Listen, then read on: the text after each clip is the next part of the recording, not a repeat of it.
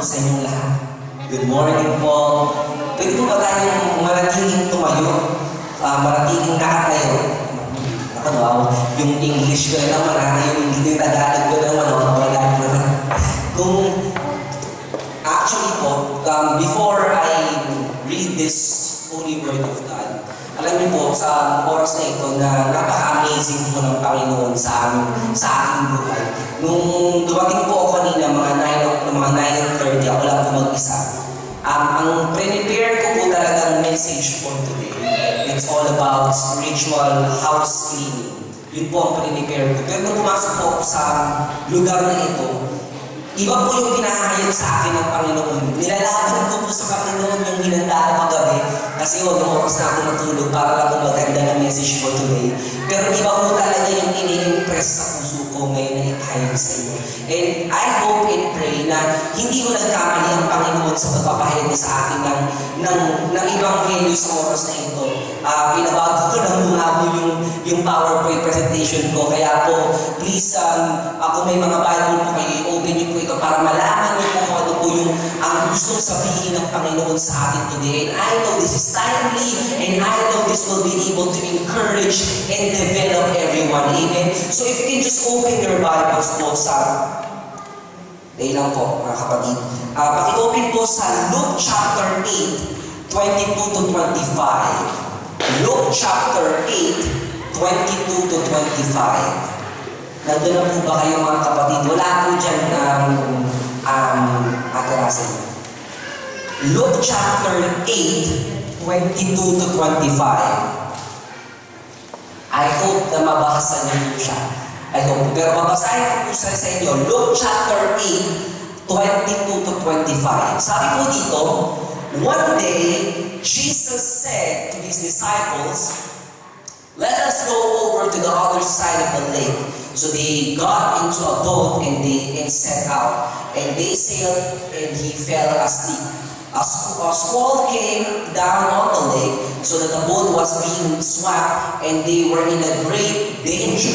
The disciples went and woke him saying, "Master, Master, we're going to drown." He got up and rebuked the wind and raging waters. The storm subsided and all was calm. And he said, "Where is your faith?" He asked his disciples.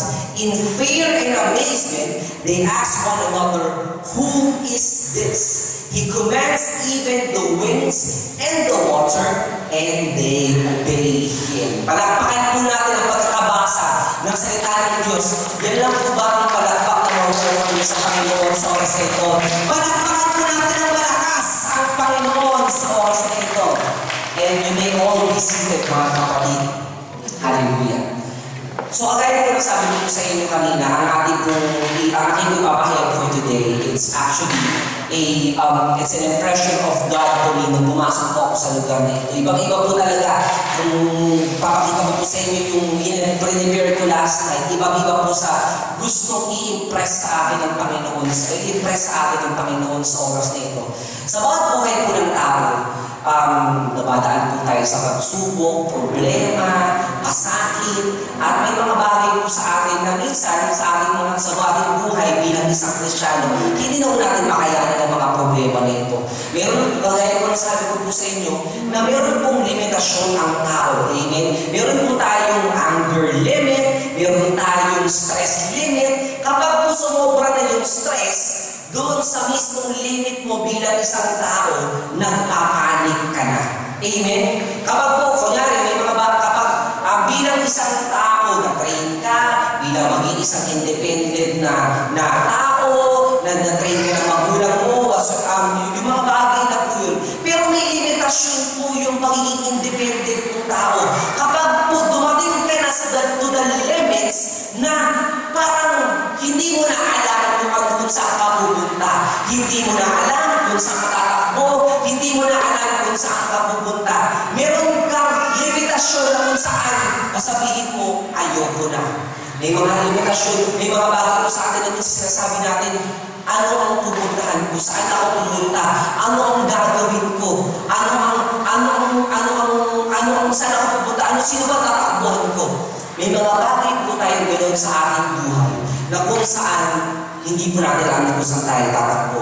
At minsan nasusuko po ang ating pananampalataya sa Panginoon. Sa ating pong binasa kanina, na basa po natin na ito po ay kwento ni Jesus Cristo, naglayag po sila kasama po ng kanyang mga disipulo, papunta po sa isang lugar. And when Jesus Christ is sleeping, naka-experience po itong mga disipulo at si Jesus Cristo habang natutulog po siya ng napakalaking bagyo na bumayo talaga sa kanila at parang lulubog na yung kanilang bangka. Sobrang lakas po ng hangin at bayo ng alon sa bangkang ito, no? At ginising po ng mga disipulo ang Panginoong Jesus. Sinabi nila, Panginoon, lulubog tayo. Gumising po kayo. At sinabi ng Panginoon, nasaan ang pananampalataya niyo sa akin? Parang gusto kong palabasin dito ng Panginoon, di ba disipulo ko kayo? Di ba araw-araw, minuto, segundo yata nakakarinig kayo ng banal na kasulatan sa aking mga bibig? Nasaan ang pananampalataya niyo, mga kapatid? Nasaan ang pananampalataya niyo bilang mga disipulo? Alam niyo po, doon sa pagkakataon po yun, ang kapangyarihan ng Panginoon ay pinakita sa kanyang mga disipulo. Sinabi niya po sa alon at sa hangin, be still. Pinatigil niya po ang alon at kung ano pang mga bagay na nararamdaman sa kanilang paligid at tumigil po ito. Nagtaka po yung mga disipulo, sabi niya, sino to? Sino tong kasama natin? Akala natin, teacher lang natin siya. Akala natin, pastor lang natin siya.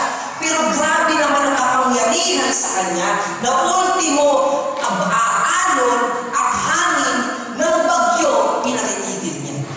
Amen? Alam niyo po, sa ating kagaya ng sabi ko sa inyo kanina, sa bawat storm at sa bawat bayo ng bagyo sa ating buhay, nasusubo po ang ating pananampalataya bilang isang Kristyano. Amen? Minsan po, kagaya ko na sabi, every Sunday po, napapahayag po ako ng mga salita dito, napapahayag po ako ng salita ng Diyos sa inyo, bilang encouragement sa inyo, bilang foundation po ng inyong pananampalataya sa Panginoon. Kaya na lang po, kapag po hindi nyo in-apply ang mga salitang ito sa inyong mga buhay, para po ako nagsasalita dito sa walang tao. Mas maganda po siguro kung hindi nyo po i-apply ito sa inyong buhay, magsalita na lang po ako dito mag-isa. At hayaan ko na lang po ang hangin at mga daga at ang mga kalapate na nililiparan sa paligid natin. I-apply ang mga salita ko sa mga salita ng Diyos na sinasabi ko po sa inyo ngayon. Alam niyo po, mababaliwala lahat. Mababaliwala po ang pagtatayo ng simbahan. Mababaliwala po kung punta niyo dito. Mababaliwala po lahat ang sinasabi ko ngayon. Kapag hindi niyo po i-apply sa inyong mga buhay ang bawat pangako ng Panginoon. Amen? Kagaya po na nangyari sa mga disipulo. Kagaya po na sabi ko po sa inyo kanina, disipulo na po sila. Mga leaders na po sila ng church ng Panginoong Jesucristo. Pero bakit? Bakit sila magtataka na? Bakit nila iisingin pa ang Panginoon kung alam naman nila ang pangako ng Panginoon sa kanila? Amen?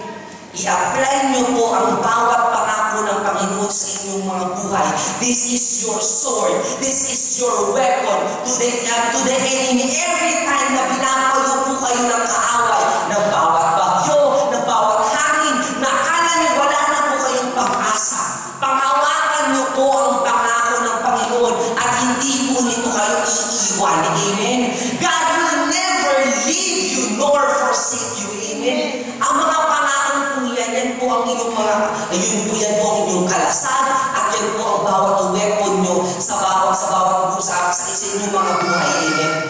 Meron pong kwento sa Biblia na si Yesu Cristo po, bago niyo po itakda ng Panginoon bilang para makapagpahayag po ng banal na kasulatan. Nag-fasting po siya for 40 days and 40 nights. Kung hindi niyo po alam ang pag-fasting mo, it is actually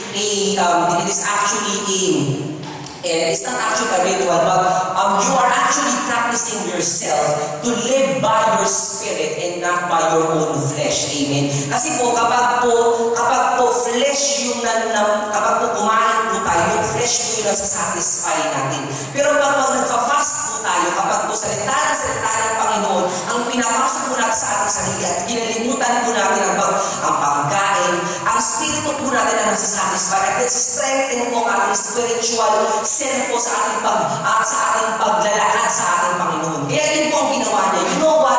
He is our Lord, our God, Jesus Christ is really extraordinary. Na ginawa niya po ang pag-fast na ito for 40 days and 40 nights without the water and food.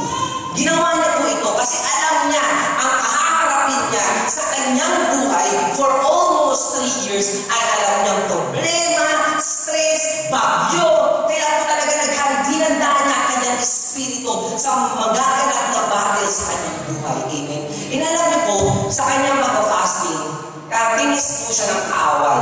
Alam niyo po talaga itong si Satanas. Talagang Satanas talaga ito eh. Talagang demonyo talaga ito si Satanas eh. Nagawin niya talaga ang lahat para lang hindi mangyari ang will ng Panginoon sa buhay ng bawat isa. Amen. Alam niyo po, sinubog po ng Panginoon, sinubog po ni Satanas at si Jesus Cristo. Sinabi niya, nagugutom ka na. Alam niyo po minsan sa ating mga buhay, nandiyan si Satanas lagi. Minsan, pag po tayo ay may problema, hinangina po tayo, nandiyan siya, nagsisneak out. Gutom ka na. Nagugutom ka na. Ito, meron akong tinapay para sa'yo. O sinabi niya kay Jesus Cristo, ito ang bato. Makapangyarihan ka, sabihin mo sa bato, gawin mo itong tinapay. Alam niyo po sa pagkakataon yun, hindi po nag-step forward ang Panginoon sa trap ni Satanas. Pero alam niyo po ba kung bakit?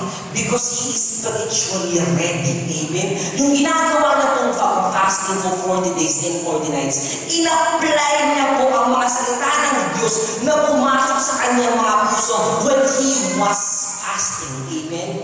So, nung tinanap po siya ng kaaway on that very thing that He is doing, may ginawa po siya extraordinary. Dilabas niya po ang revelasyon ng salita ng Panginoon na natutunan niya when He was fasting. Sinabi niya, hindi lamang sa tinapay nabubuhay ang tao, sa salita at sa biyaya ng Panginoon at sa Panginoon na nasa langit. Alam niyo po, sinabi niya po ito at hindi po siya nakapag-step forward dun sa trap ng kaaway. Amen?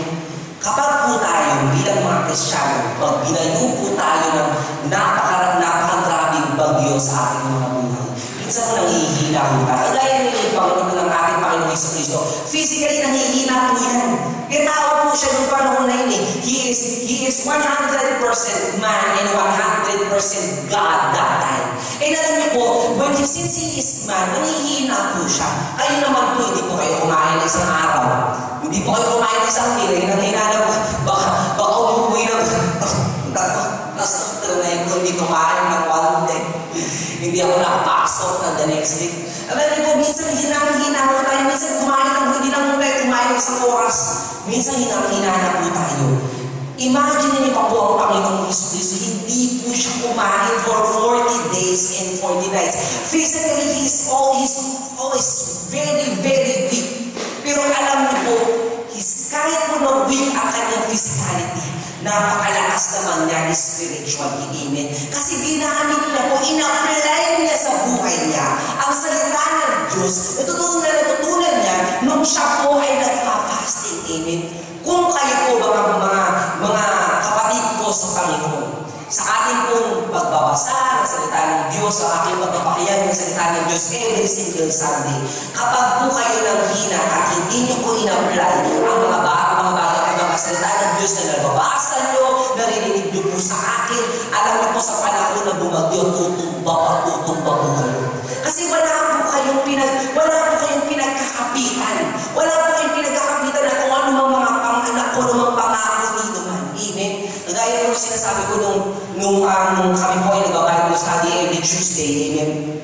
Ang Panginoon po, ang pangako ang buhay ng Kristiyano po na ang sandigan at ang pundasyon ay ang salita ng Diyos ay parang isang bahay po na meron pong 4 pundasyon sa kanyang gilid. Kahit po na bumayo ang anumang klaseng bagyo, hindi po ito tutumba. Kasi meron pong nakatukod doon sa bawat gilid ng bahay kubo na ito.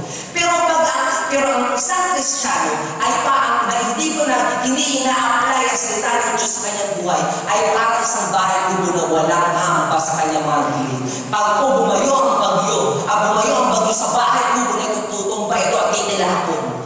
Amen? Ganon din po tayo bilang isang Kristiyano. Pag wala po ang salita ng Diyos bilang inyong pundasyon, tutumba at tutumba po talaga kayo, mga kapatid. Amen? Gawin niyo pong sandigan ang salita ng Diyos. Pangawakan niyo po ang kanyang mga salita. Amen? Ang kanyang mga pangako sa inyo. Sabi nga ng salita, pangako mo sa akin, di ako iiwan. Sa bawat sandali ay laging sasamahan. Amen? Alam niyo po, pag wala po kayong pangakong pinakahawakan, wala po kayo, hindi niyo po nakikita ang magandang outlook sa inyong buhay. Amen? Hindi niyo po nakikita ang magandang outlook sa inyo. Nakikita niyo lang is buhay na parang walang hanggan. Parang buhay na walang paroroonan. Yun po makikita niyo sa inyong buhay. Amen? Pero pag ang pangako ng Panginoon ay nananahan sa inyong mga puso, mga kapatid, kahit po napakalayo ng race na kailangan ng tahakin, alam nyo may pangako ng Panginoon na hindi kayo iiwan sa gitna ng labanan. Amen? Kahit po bumayo ang anumang mga bagay sa inyong mga buhay, hindi po kayo bibitaw kasi ang pangako ng Panginoon ay nasa inyo, mga kapatid. Amen? Kagaya ng sabi dito, kagaya sabi sa salita ng Diyos na, nasaan ang inyong pananampalataya? Amen? Nasaan ang inyong pananampalataya pag wala pong salita ng Diyos sa inyo? Manahan po kayo sa pangako ng Panginoon. Manahan po kayo sa bagyo. Manahan po kayo sa salita ng Diyos sa bawat bagyo na nararanasan nyo sa inyong buhay. Amen? Nagaya po na nangyari sa Pilipinas. Amen? This past few weeks. Alam niyo po nung hindi po ako makapaniwala kasi akala ko ang Ondoy is yun na po ang worst na mangyayari sa Metro Manila at sa Pilipinas. Kasi ako nagdulo ko sa Pilipinas nung nag-Ondoy. Nakita ko po ang grabe ng damage, ang grabe po ng baha, na kasi po nung bago tumakas ang tubig, galing po pa po akong opisina, Saturday po naman ng umaga, mga 7. Sabi ko sa asawa ko doon na kung siguro nag-late ako ng 15 to 30 minutes na stranded ako, dinadaanan ko pa naman pa uwi, yung gilid mo ng ilog. Kaya ako talagang nilusok ko yung baha para lang umuwi. Pero nakita ko doon, nakakala ko yun ang worst. Yun pala, meron pa palang worst. Meron pa palang worst na mangyayari sa Pilipinas. Na nangyayari na isa. Sabi ng mami ko na mas grabe po daw ito sa Ondoy.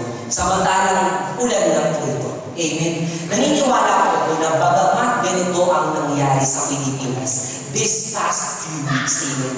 Kapag ang mga taong ito may pangako ng Panginoon na nakatanim sa kanilang mga puso, kahit na po ano bang pagsalita ng bagyo na ito sa kanilang mga buhay, hindi po sila tutupak. Kasi may pangako ang Panginoon sa kanila. Amen? Naniniwala po ako na ang bansang Pilipinas, na tinawag siyang perlas ng silanganan, hindi pa po siya nag-fade. Amen? Nawala na po tayo for quite some time. But I know for myself, the Philippines will raise up to the ashes. Amen? I know after this rain, there is a rainbow after it. Amen? May pangako ang Panginoon na mag-appear after this tremendous rain in the Philippines. Amen? Sin ko sa buhay po nating mga Kristiyano ngayon. Naniniwala po ako na kahit na po ano pa mang bagyo, ano pa mang hirap, ano pa mang mga bagay ang nangyari sa inyong mga buhay this past few weeks, this past few months, this past few years. Amen? Naniniwala po ako that you will raise up to the ashes and the promise of God will come true to your life. Amen? Manampalataya lang po tayo sa Panginoon. Huwag po tayong gumaya sa kanyang mga disipulo na tutulog-tulog lamang sa Diyos. Amen? Kapag po kayo ay nagbabasa ng salita ng Diyos, kapag po kayo ay nakikinig ng salita ng Diyos, gisingin niyo po ang inyong mga espiritu. Amen? Gisingin niyo po ito na magkaroon ng katibayan ang salita ng Diyos sa inyong mga puso, na kahit po ano pa man bagyo, hindi niyo na kailangan sabihin na, kailangan tawagin si pastor, kailangan tawagin ng mga elders, kailangan tawagin ng mga leaders, kasi may problema ako. Hindi nyo na po kailangan abalahin ang mga, hindi ko po sinasabi sa inyo, huwag nyo po kami abalahin. By all means, abalahin nyo po ako. Amen, pwede po kayo tumawag sa akin, ang lunch time po mga 12:30 ng tanghali to 1:30. Kung meron po kayo, mga tatlong tawagan nyo lang po ko sa telepono, and I will be more than welcome to help you. Pero, for your own perspective, for your own perspective, hindi nyo na po kailangan tawagin ang kung sino man. Kung alam nyo sa puso nyo, ang pangako ng Panginoon ay nananahan sa inyo. Amen? Hindi nyo na po kailangan tawagin si pastor, tawagin si ganito, tawagin si ganyan, kapag mayroon kayong mga problemang pinagdadaanan. Amen? Kagaya ng ganyan sa akin, hindi naman na kailangan nagisingin ang Panginoon Jesucristo Kung alam lang nila ang pangako ng Panginoon. Amen? Kung alam lang nila, kung alam mo ang pangako ng Panginoon, kahit nag-iisa ka na lang, kahit na ang buong mundo is against you, you know you have a weapon, you have something in your life that can overcome every obstacle, every snake and scorpion. Amen? Just hold on to the promise of God in your life. Amen? Amen. Hallelujah. Kaya naman sabi ko po sa inyo na manahan lang po tayo sa pangako ng Panginoon sa ating buhay. Amen. Kagaya nga po ng sabi ng kung if you can just open your Bibles to Matthew chapter 19 verse 26. Matthew 19:26. Sabi po dito, Matthew 19:26. Jesus looked at them and said, with man, this is impossible, but with God, all things are possible. Amen. Napaka-makapangyarihan po ng salitang ito ng Panginoon sa aking buhay. Amen. Napaka-makapangyarihan po ng salitang ito. Amen. Gusto ko lang po bagitin nila. Sabi dito, but Jesus looked at them and said, with men, this is impossible, but with God, all things are possible. Amen. Naniniwala po ako na kung kahit na akala mo, imposible na mangyari ang isang bagay sa inyong buhay. Magiging posible po ito. Amen. Magiging posible ito. Basta lang paghawakan nyo, panampalatayanan nyo ang bawat pangako ng Diyos sa inyong mga buhay. Amen. Panghawakan nyo lang po ito. Panghawakan nyo lang po ang mga pangako yan, mga kapatid ko sa Panginoon. Amen. Kagaya po na nangyari kay David. Amen. Alam niyo po, sa buhay ni David bilang isang great na mananampalataya ng Panginoon, maraming bagay sa kanyang buhay na pwede niya sabihin na ayoko na.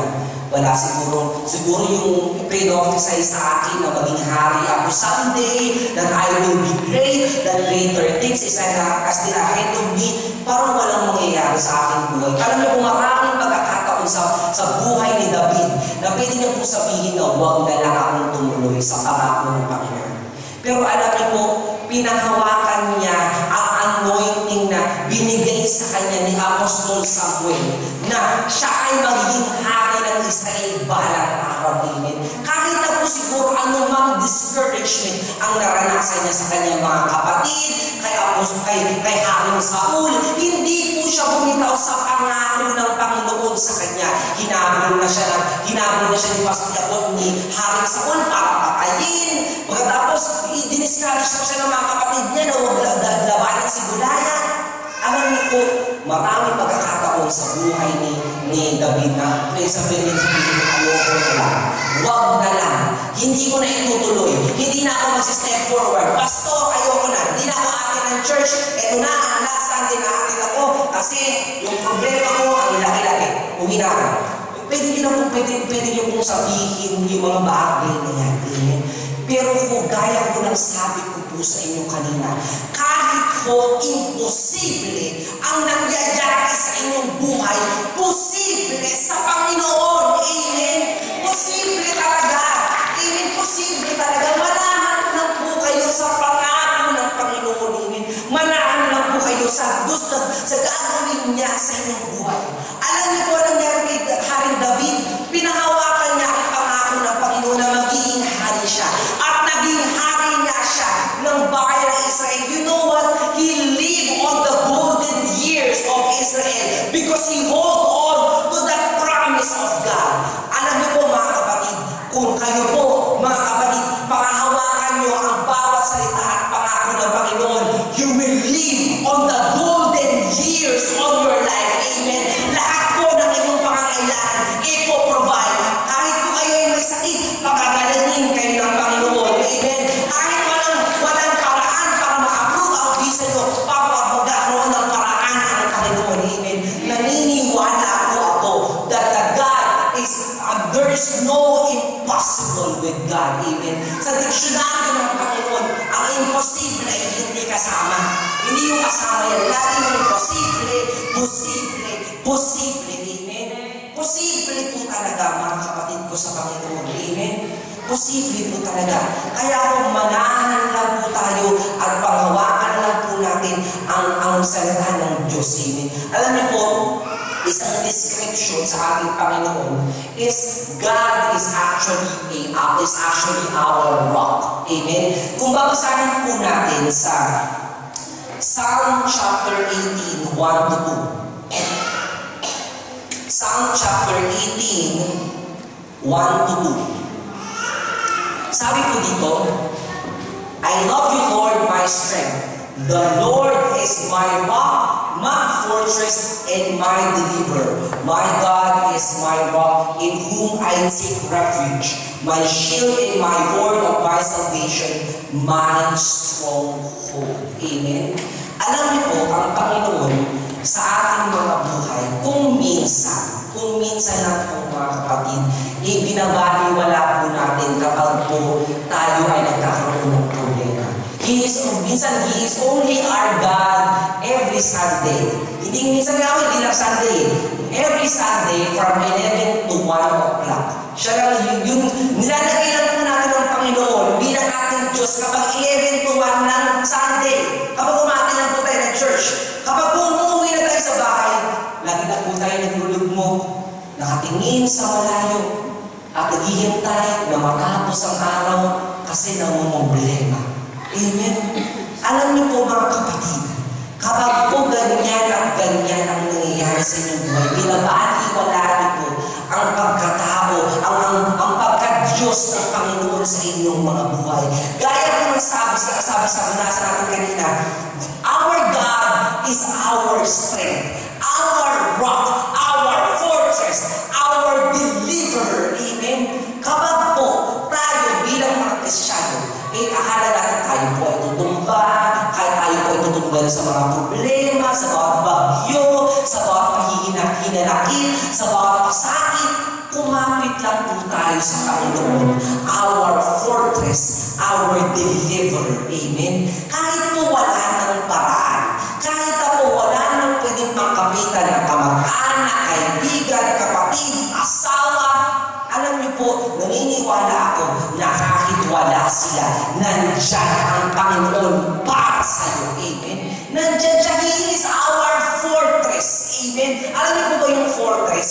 Na yan po yung parang pinatataguan ng mga sundalo kapag po may gera, kapag po pagod na sila, papasok sila dun sa yung parang barracks nila, yung kung nakapunta na po kayo ng Subic, Freeport sa Pilipinas, amen. Makikita niyo po sa Subic, meron po parang mga hill doon. May mga hill. Sa ilalim po ng hill, meron po doon mga, hindi pala siya hill, kumbaga, may mga kwarto pala siya doon sa ilalim ng hill na yun. Kumbaga, pinatataguan po ito ng mga sundalo kapag po sila ay natutulog, sila po ay nagpapahinga, amen. Ganun din po tayo mga kapatid sa Panginoon. Our God is our fortress. Sa gitna po ng labanan, sa gitna po na sobrang hinalakit at sobrang pasakit sa ating buhay, magtago po tayo sa kamay ng Panginoon. Panginoon. Amen? Because He is our strength. He is our fortress. He is our rock. Amen? Hindi ka tutumba kung ang vitamins mo ay ang Panginoon mismo. Amen? Kung kayo po, kagaya po nung pagkuha, natin ko po dito last December, nalibaran po sa weather talaga. Sabi ko ng asawa ko sa akin, mag-take ng vitamin C everyday para protektado ka sa sipon, sa lagnat, whatsoever. Ganun din po ang Panginoon sa atin. Sa gitna ng bagyo, sa gitna ng kung ano ang mga unos, kapag tinitake mo ang salita ng Diyos sa inyong buhay, hindi po kayo tutumba at hindi po kayo para magkakasakit at parang hindi na po kayo makakabago, mga kapatid. Amen? Gawin niyo pong bitamina ng inyong mga buhay ang salita ng Diyos. Amen?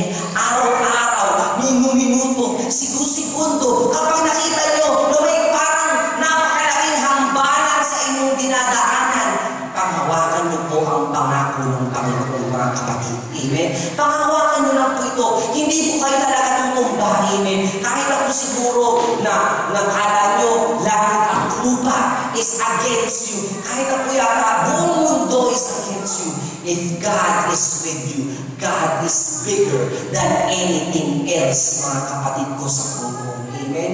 Panghawakan lang po natin ito. Panghawakan lang po natin ang sinasabi ng salita ng Diyos, mga kapatid ko sa Panginoon.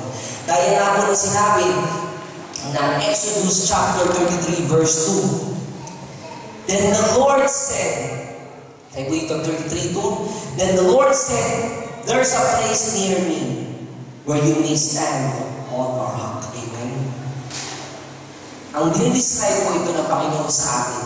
Sa mga panahon na kayo po ay nakakaraan sa sobrang kapighatian at talagang dami na po nararamdaman na inyong mga puso. You just have to draw close to God. Draw near to Him. He is your rock. Amen. He is your rock and your fortress, mga kapatid ko sa Panginoon. Amen.